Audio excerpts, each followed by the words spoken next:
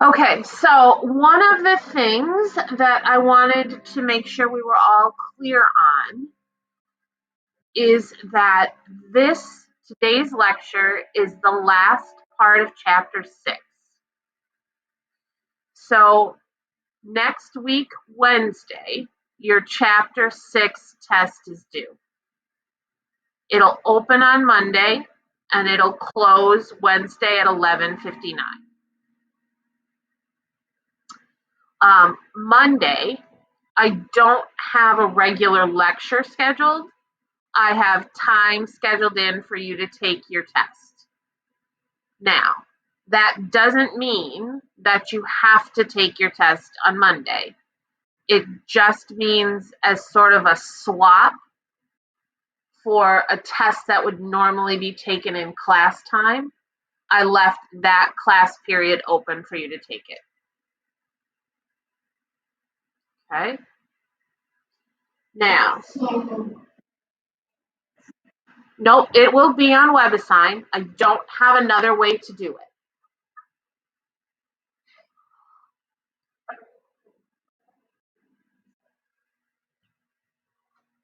I'm sorry, Summer?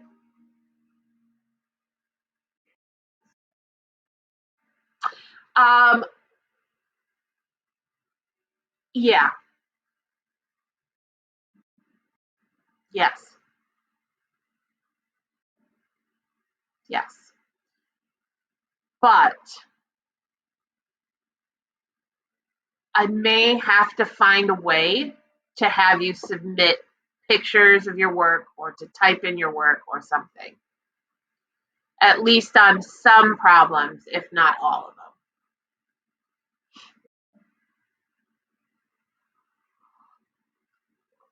As I said the other day,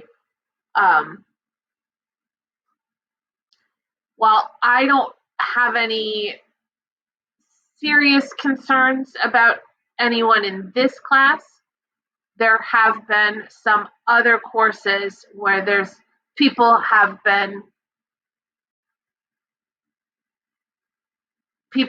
instructors have felt like students have really taken advantage of the freedoms and not held to a standard of academic integrity that they would be if they were in the classroom. And that's unfortunate. So I'm going to spend some time today kind of looking at how I do this and see if there's a way to ask you to do a little bit more in terms of backing up your answers. Okay.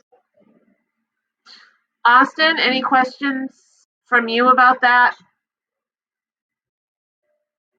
Okay. All right.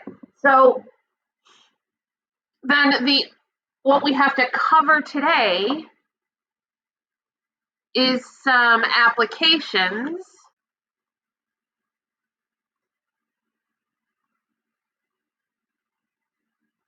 There we go. There. Move my coffee out of the way.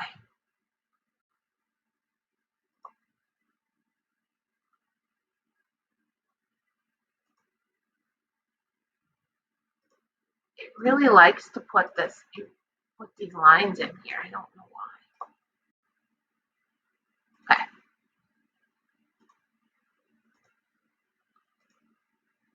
All right. Can you guys see that all right then?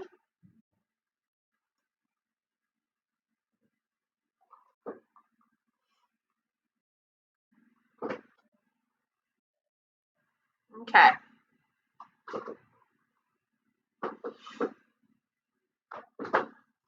Okay. So this is section 6.8.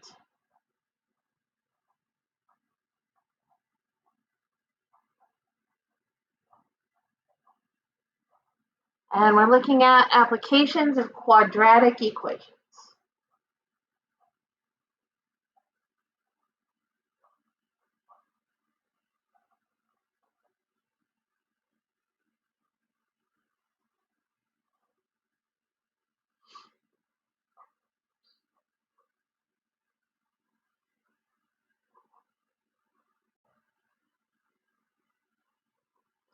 All right, so student uses rubber tubing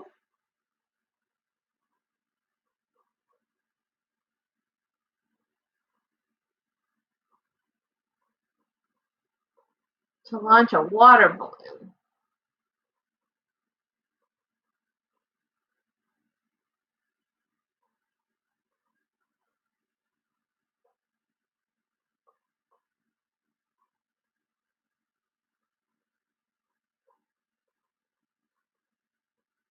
From the roof of their dorm.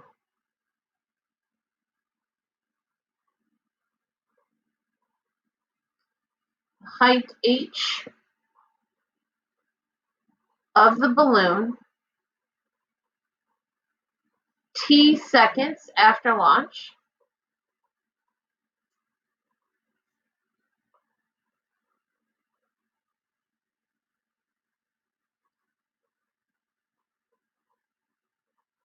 is given by h is equal to a negative 16 t squared plus 48t plus 64.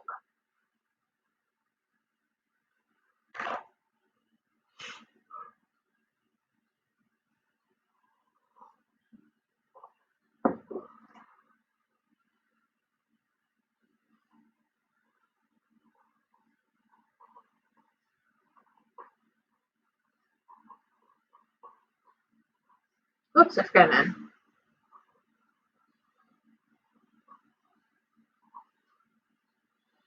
After how many seconds will the balloon hit the ground?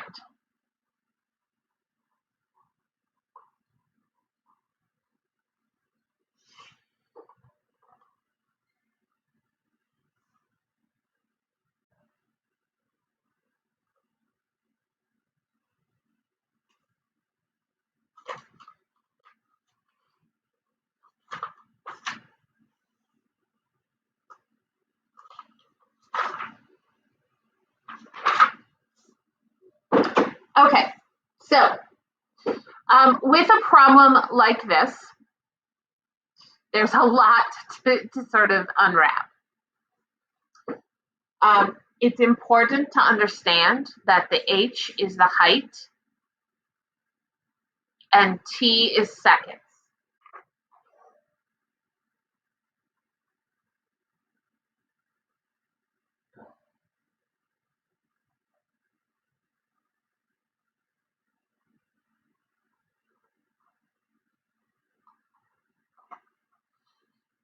And then there's a little bit of interpretation that has to occur here.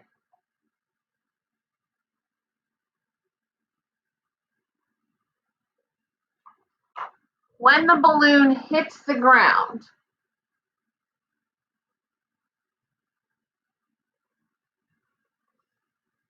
what does that make the height?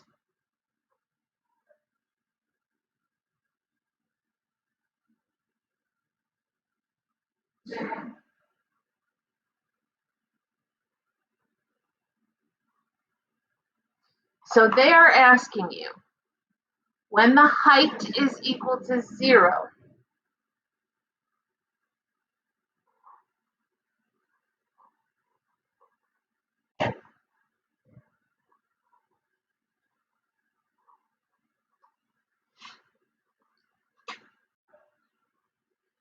so we put a 0 in for the height,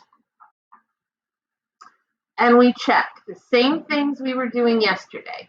This is an equation set equal to 0. Is this in standard form?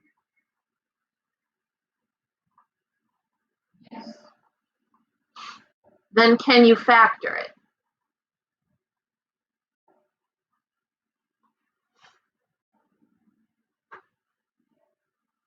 What can you pull out of this first?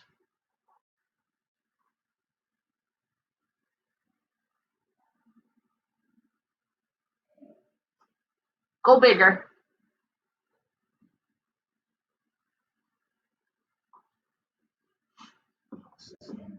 Yeah, you can actually pull out a 16.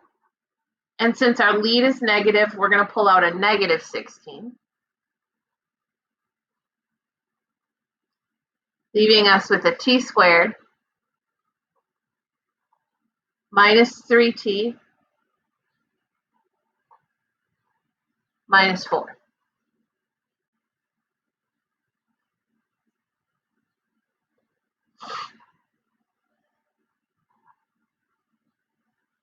This is a trinomial.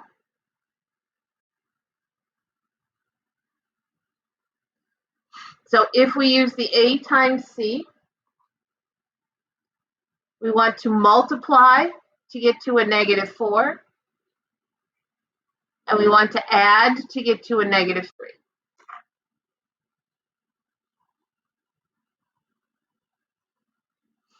So that's going to be a t squared minus 4t plus t minus 4.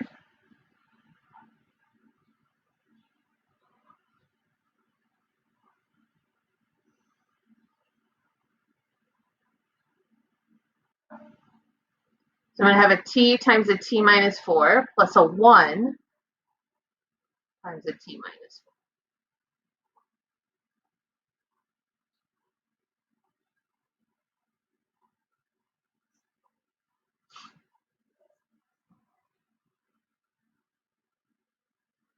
Once it's fully factored,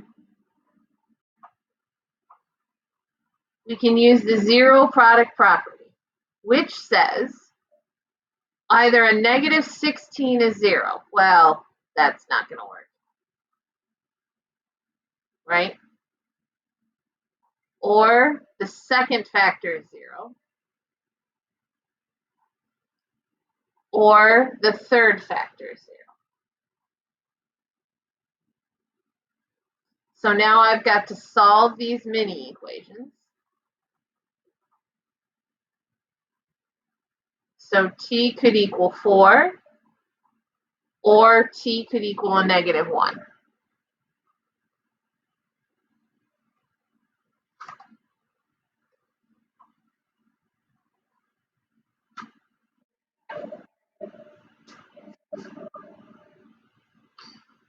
Sorry, say that again?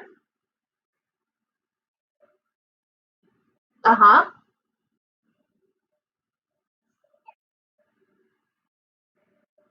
Well, it won't be both of them, because can you have a time of negative 1 second? Okay. So while both of these will solve it mathematically, both of these will check your answer, this doesn't make sense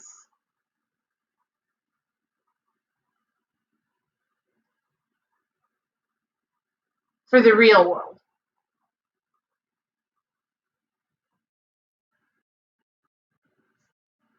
Yeah. The ones that you did yesterday, which were just practicing the skill, we would have kept both answers.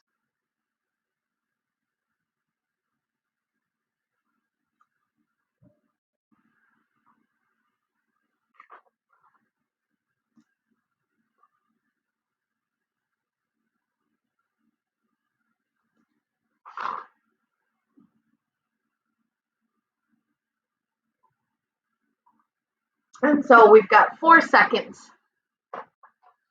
as our final answer there.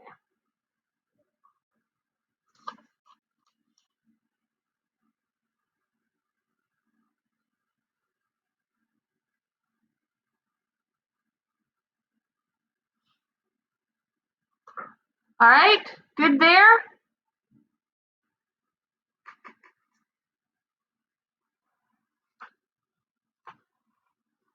All right, second example of a word problem is a consecutive integer problem.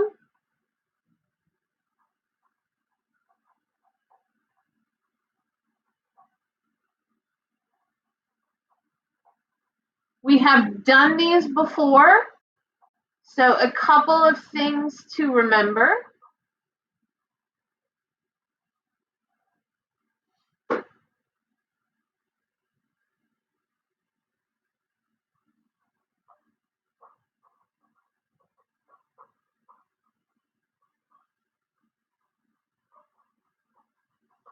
Consecutive integers will look like an x plus 1, an x plus 2, etc.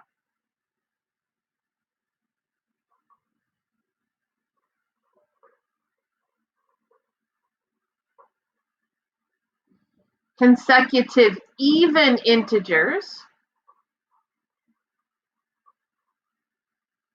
would be an x, and then the next one jumps by 2, right? 2, 4, 6, and the next one jumps by 2 again. The same thing happens with consecutive odd integers.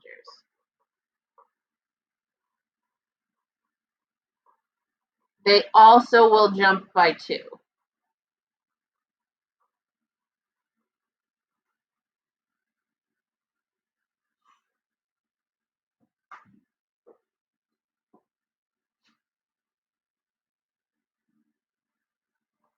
So keep those in mind as you do these types of problems.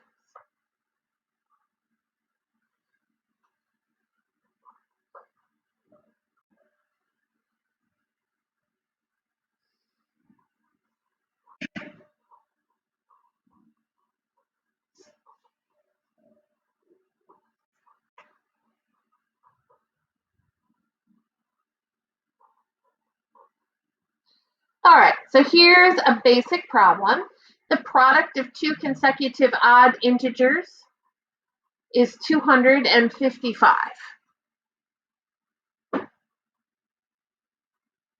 Find the integers.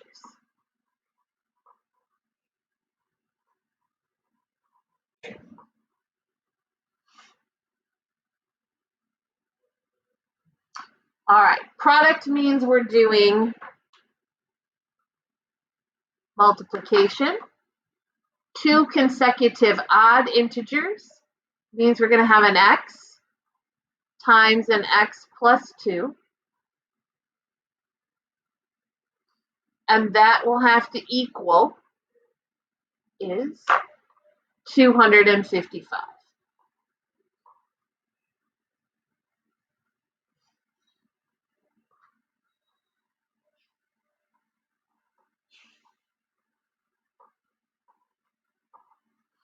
So I've got an x squared plus 2x is 255.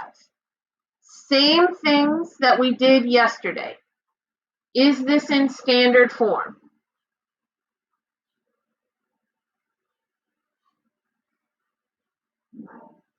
What do I need to do, Summer, to put it in standard form?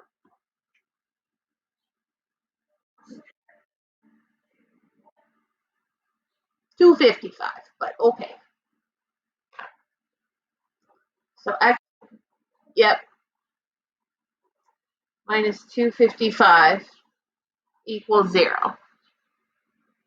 Once I've got it in standard form, then I want to look to factor it.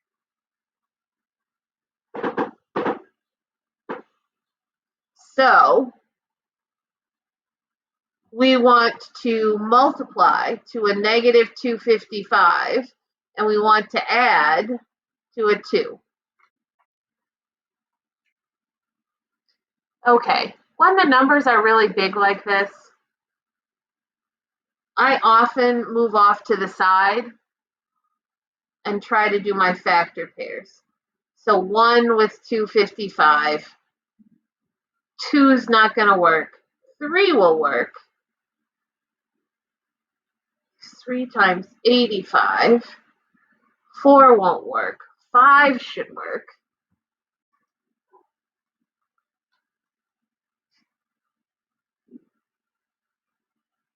6, 7, 8, 9. I don't think 9 will work. It doesn't add to 9. Nope. 10. Nope. 11. Well, it's 55. Nope. 12. No. 13. Nope. 14 won't work. 15.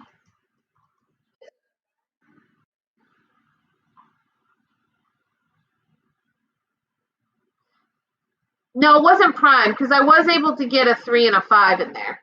Well, that's a clue. If 3 and 5 worked, 15 should work. So I should have jumped right to 15, but right? But I did see, since 2 wouldn't go into this, I could skip all of my even numbers. Like, if 2 wasn't going to work, no even number was going to work. So that's why I was only checking the odd ones. That at least makes it a little faster. And once you have 2 different factors like this, a 3 and a 5, then their multiplication should work. So 15, I could have jumped right to. I should have thought of that, and I didn't. Right? But now I've got 15 and 17, which actually have a difference of 2. So x squared plus 17x minus 15x minus 255.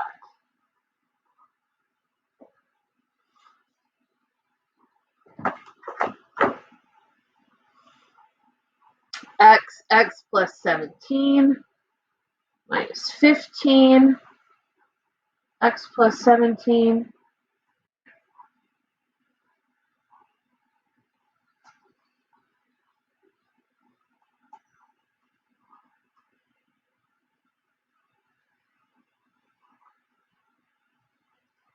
Then I can use the zero product property, which says if I've got 2 things being multiplied together to get 0, then either the first one is 0 or the second one is 0.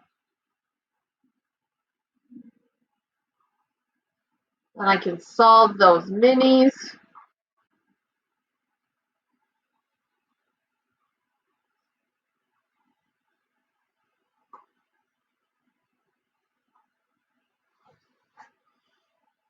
Okay, so if I look at the first one, then my x would be a negative 17, and x plus 2 would be a negative 15.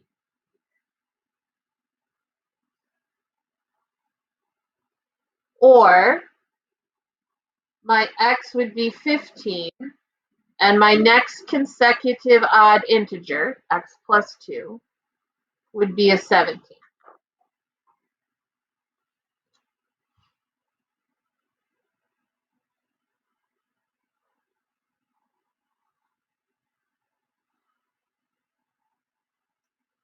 So we're talking about having a 15 times a 17 or a negative 15 times a negative 17.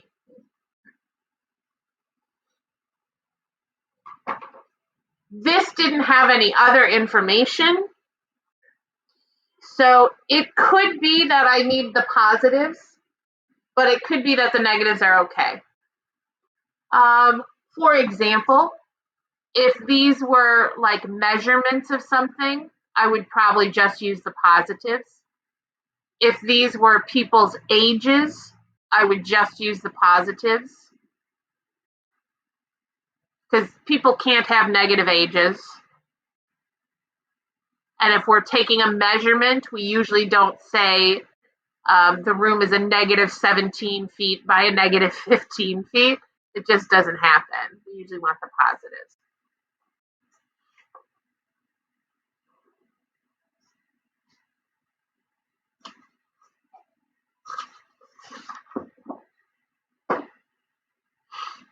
Questions on that one?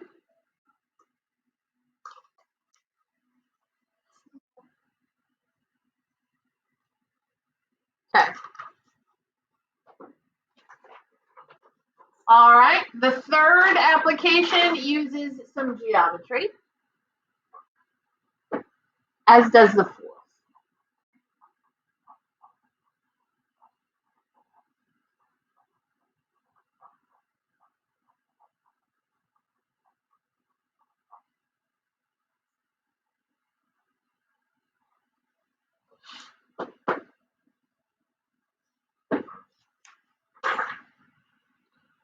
Okay.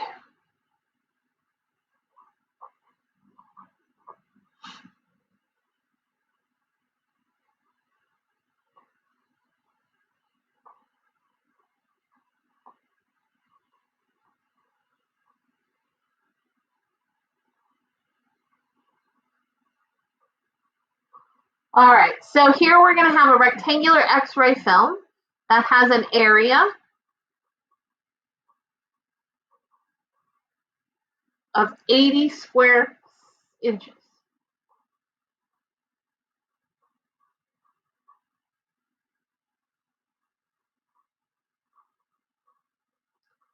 The length, I'll do this.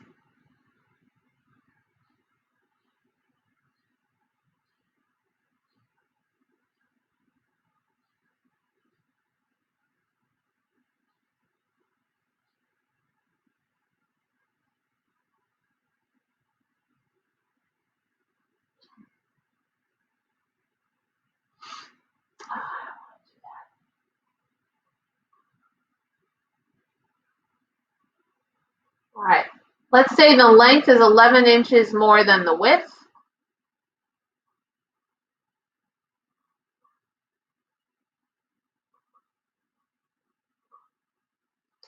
And I'm going to ask you to find the length and the width.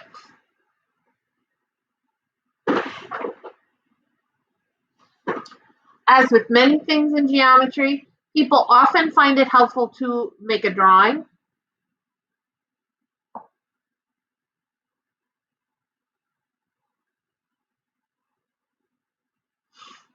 If this is my length and that is my width,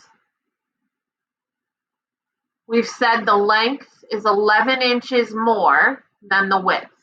So this length is 11 plus the width.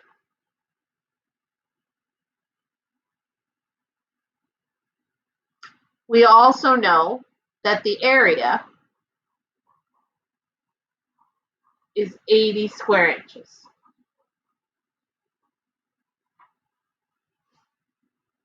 How do you find the area of a rectangle?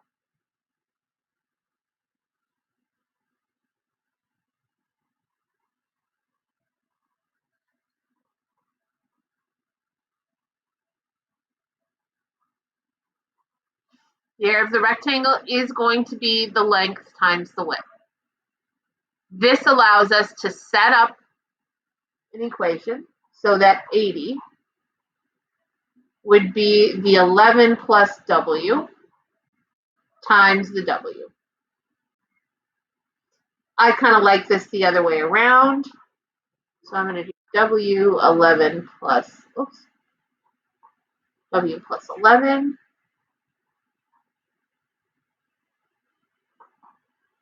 Or W squared plus 11W equals 80.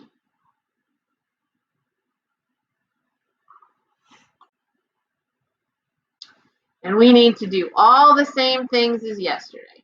Is this in standard form?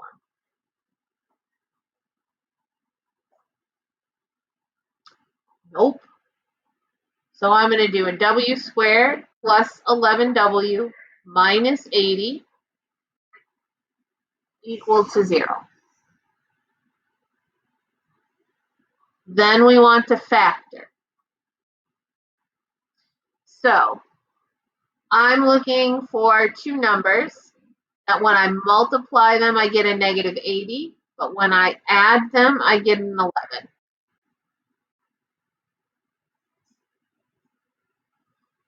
And again, sometimes you can get them quickly. Sometimes you need to run through your factor pairs. 20, 16, 8, 10. Given these factor pairs, do any of them add to 11?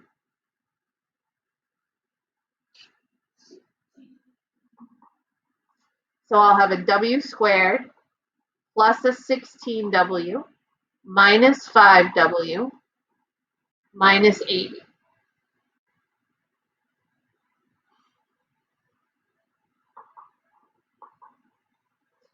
Pulling a W out of the first pair and a negative 5 out of the second.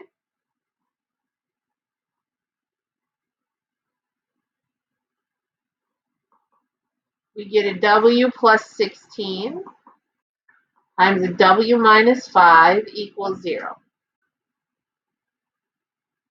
Once it's fully factored, we can use the zero product property, which says either the first factor is equal to 0 or your second factor is equal to 0. Then we can solve those mini equations. So we will get w is a negative 16 or w is equal to 5. Since this is a measurement, we're going to eliminate the negative answer because we can't have a negative measurement here, leaving us with an answer of width is equal to 5 inches. So our length, which is 11, scroll out, Amy, scroll out, which is 11 plus that width, is 16 inches.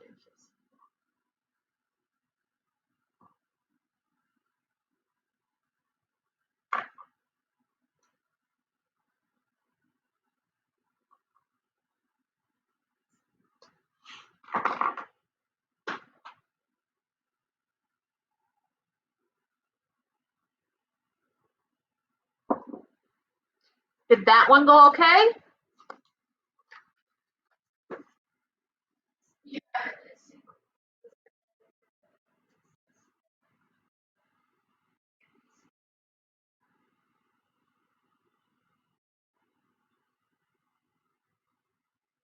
Of the setup, right? Yep. Good. I'm glad you see that. Okay. That's encouraging, Summer. Thank you. Because I know sometimes once we get into applications, it can be like, oh, I don't know what to do here. But these are generally fairly specific. So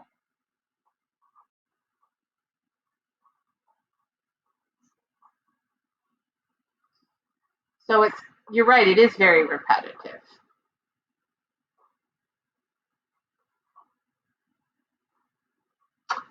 All right, so our last example is still geometry, but we're going to use a different theorem from geometry, which is Pythagoras' theorem. Pythagorean theorem says that if you have a right triangle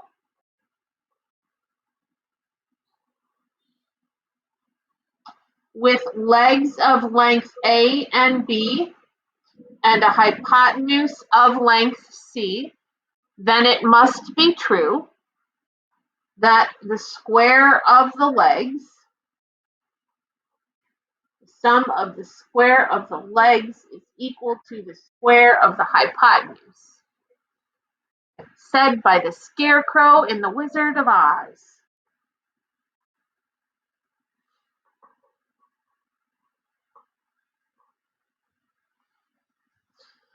All right, so we're going to use Pythagorean theorem and factoring to solve for missing sides. These are canned examples. In other words, they are created so that we can practice both skills.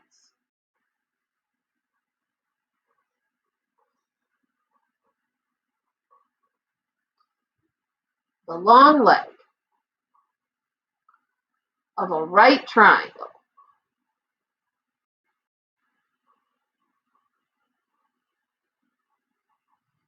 is 7 centimeters longer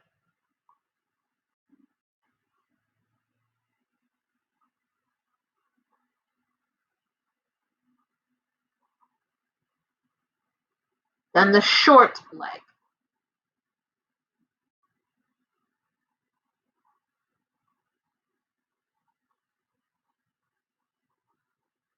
The hypotenuse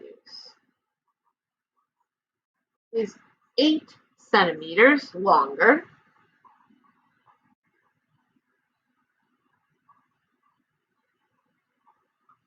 than the short leg.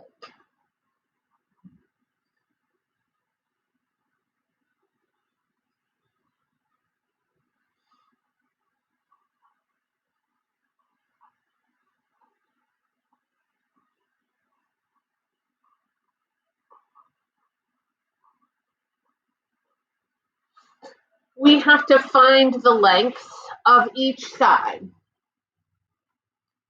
Okay. I'm going to recommend you do the drawing.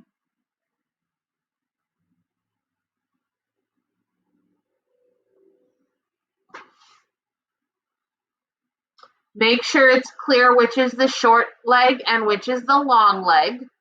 That will help you when you're putting what's here in the words onto the picture.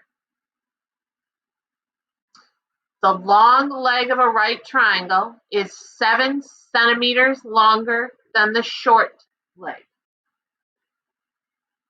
So if my short leg is the A, then the longer leg is 7 longer.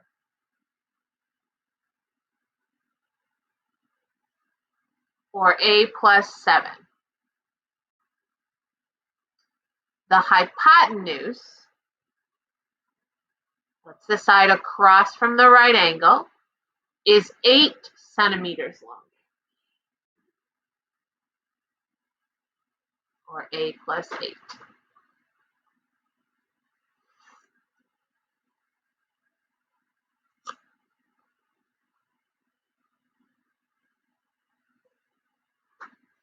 Okay, we know that A squared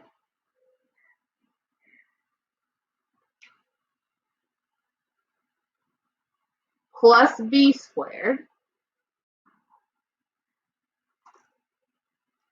has to equal C squared.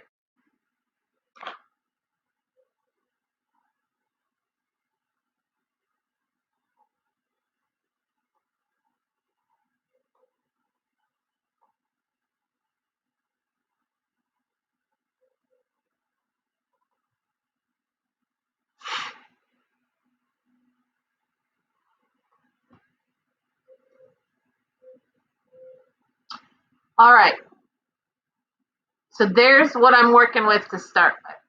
This is not in standard form. I'm going to need to put a lot together to get this into standard. All right, but this A squared, that's going to be easy. That's just going to come down. A plus 7 squared means A plus 7 times A plus 7. A plus 8 squared means A plus 8 times A plus 8.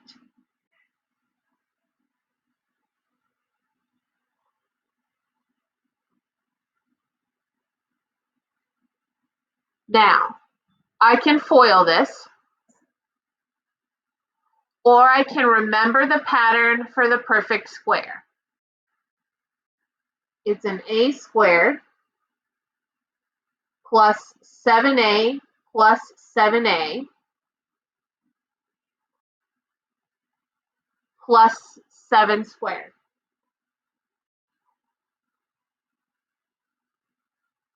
I didn't save much, just a little step. I can do the same thing over here. I can FOIL it one at a time, that will work, or I can remember my pattern for a perfect square. A squared plus 8A plus 8A plus 8 squared.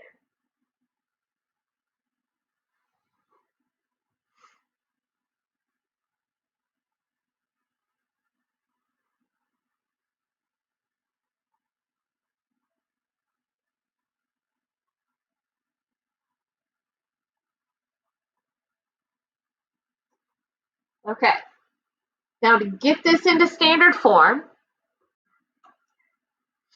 I need to take everything over here on the right side and subtract it. Minus 16A minus 16A minus 64 minus 64. And that's going to leave me with an a squared minus 2a minus 15 equal to 0.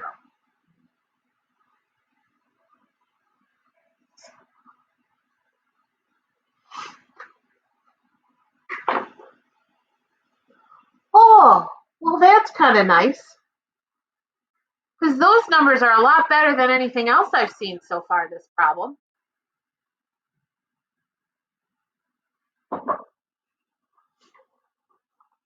I need two numbers that multiply to be a negative 15, but add to be a negative 2.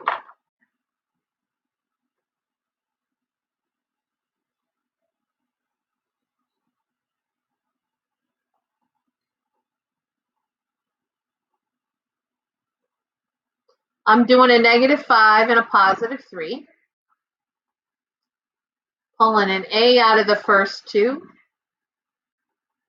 and a 3 out of the second two.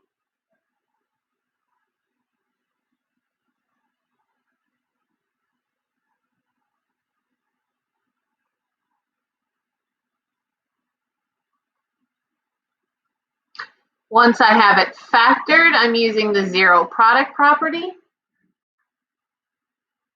which says that either a minus 5 has to equal 0 or a plus 3 has to equal 0. So I can solve those minis.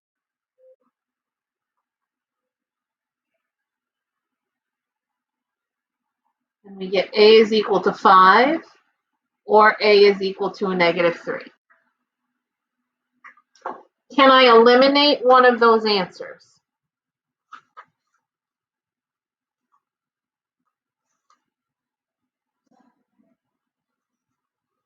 Yeah, since it's a measurement, I cannot use the negative 3. And I know then that a is equal to 5 centimeters, right? B is a plus 7 or 12 centimeters.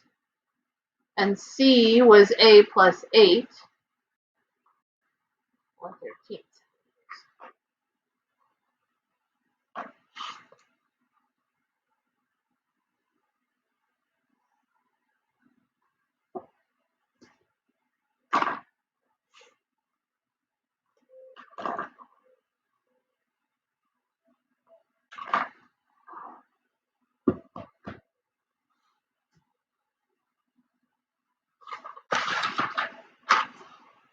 And there we have it.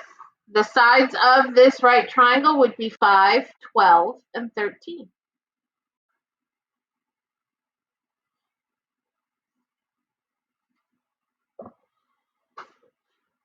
That's a long one, but it does come up. So I did want to make sure I let you see it or talk you through it. Right? Okay. Any questions for me, guys?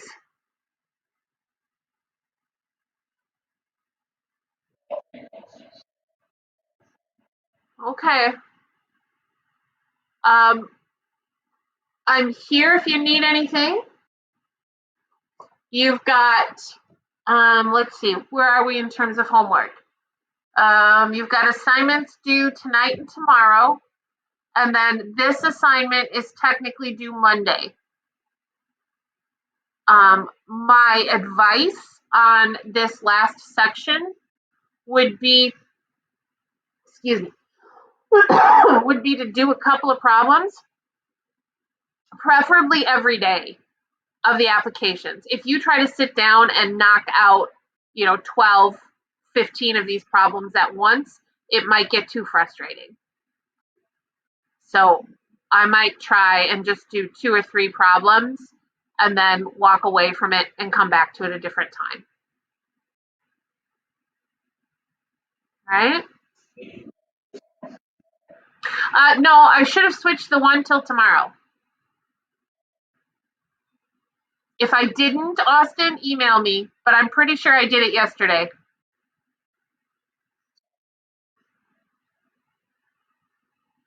Yeah, it's the same section. It was just, it shouldn't have been both due on Thursday. One should have been due on Friday. So, do they? All right, I'll go in and switch it again. Thank you for letting me